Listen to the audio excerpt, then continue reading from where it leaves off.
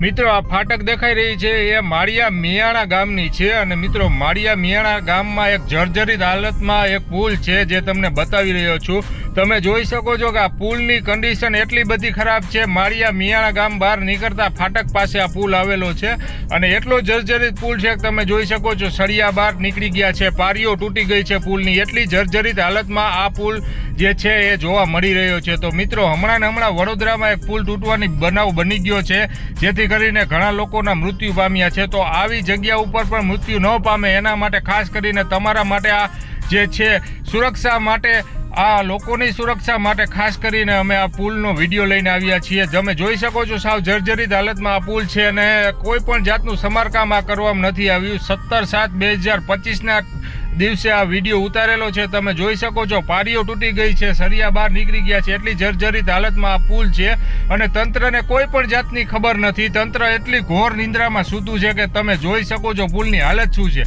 પારીઓ તૂટી ગઈ છે તમે જોઈ શકો છો। અને આ જે વિડીયો છે એ લોકોને હું અપીલ કરું છું કે આગળ ને આગળ શેર કરો, એટલો શેર કરો કે તંત્ર સુધી પહોંચી શકે આ વિડીયો અને વડોદરા જેવી ઘટના આ માળિયા મિયાણામાં ના બની શકે। તો ખાસ કરીને આ હું વાત કરું છું માળિયા મિયાણા ગામના બહાર નીકળતા પુલ ફાટક પાસે આવેલો છે ત્યાંની, અને આ ન્યૂઝ ચેનલ વાળાને પણ આ વિડીયો મારો પહોંચી શકે ત્યાં સુધી શેર કરો આ વિડીયોને, કેમ કે આ વિડીયોના આધારે કોઈ લોકોની જાન બચી શકે અને લોકોને આવી પ્રકારની ઘટના ન બને વડોદરા જેવી। તો ખાસ કરીને આવા વિડીયો જોવા માટે અમારી આ ચેનલને લાઈક કરો, શેર કરો, સબસ્ક્રાઈબ કરો।